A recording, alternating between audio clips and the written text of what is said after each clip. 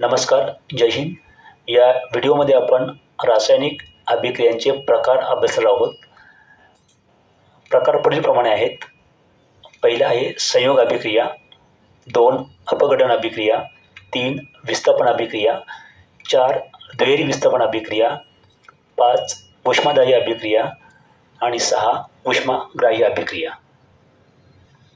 आता ही प्रत्येक अभिक्रिया, तिची व्याख्या आणि एक उदाहरण आपण पुढे पाहणार आहोत.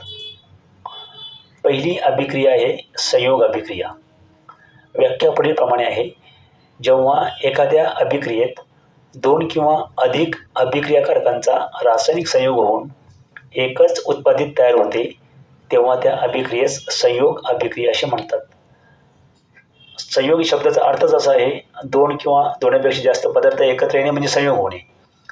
आता या अभिक्रियेमध्ये 2 Mg अधिक O2 म्हणजे मॅग्नेशियम आणि ऑक्सिजन यांचा रासायनिक संयोग होऊन MgO हे एकच उत्पादित बनले आहे.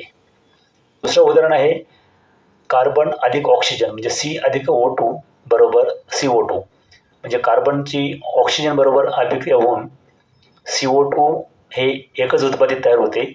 तर तुम्ही दोन्हीपैकी कोणतेही एक उदाहरण देऊन ही व्याख्या लिहू शकता. पुढची अभिक्रिया आहे अपघटन अभिक्रिया. अपघटन अभिक्रिया जी आहे ती संयोग अभिक्रियेच्या पूर्णपणे उलट आणि विरुद्ध आहे.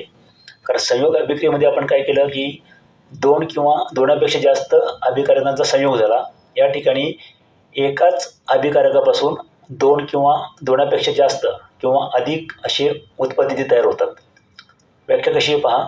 ज्या रासायनिक अभिक्रियेत एकाच अभिकारकापासून 2 किंवा अधिक उत्पादिती मिळतात तेव्हा त्या अभिक्रियेस अपघटन अभिक्रिया असे म्हणतात. आणि उदाहरण दिलेलं आहे CaCO3 म्हणजेच कॅल्शियम कार्बोनेट, कंसामध्ये लिहिलेलं आहे S म्हणजे स्थायू अवस्था. कॅल्शियम कार्बोनेटला आपण काय केलं, उष्णता दिलेली आहे. बाणाच्या वर जे चिन्ह आहे त्याला म्हणतात डेल्टा, ग्रीक लेटर आहे ते डेल्टा, त्रिकोण आहे. त्याचा अर्थ आहे की असा की रासायनिक अभिक्रियेत जर आपण बाणाच्या वर हे चिन्ह काढलं याचा अर्थ असा आहे की या अभिक्रियेमध्ये उष्णतेची गरज आहे. आणि कॅल्शियम कार्बोनेटला आपण उष्णता दिल्यानंतर 2 पदार्थ तयार झाले.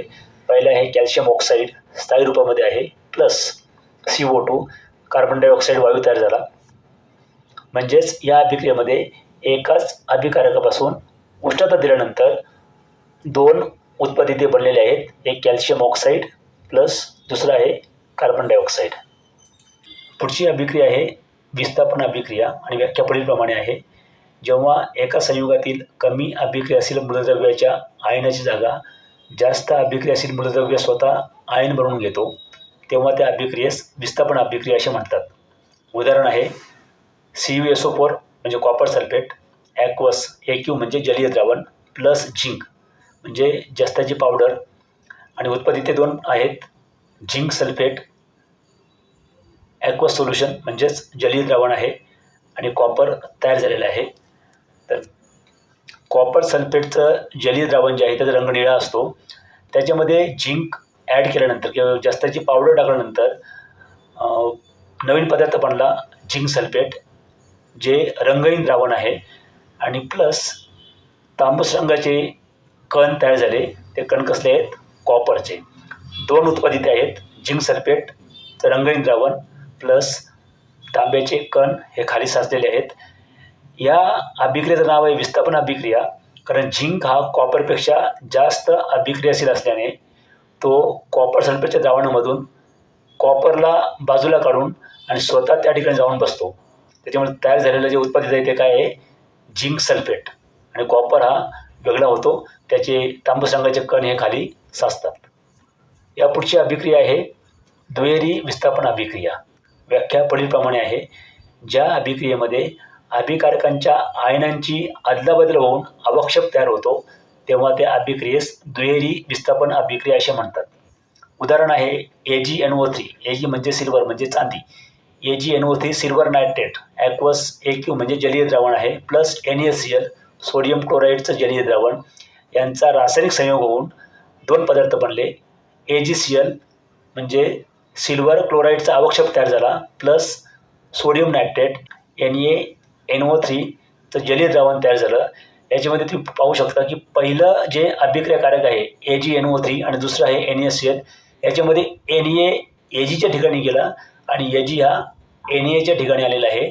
त्याच्यामुळे नवीन पदार्थ जे बनले ते AgCl प्लस NaNO3 म्हणजेच दोन्ही अभिकारकांच्या धन आयन ज्यांना कॅटायन म्हणतात यांची अदलाबदल झाली.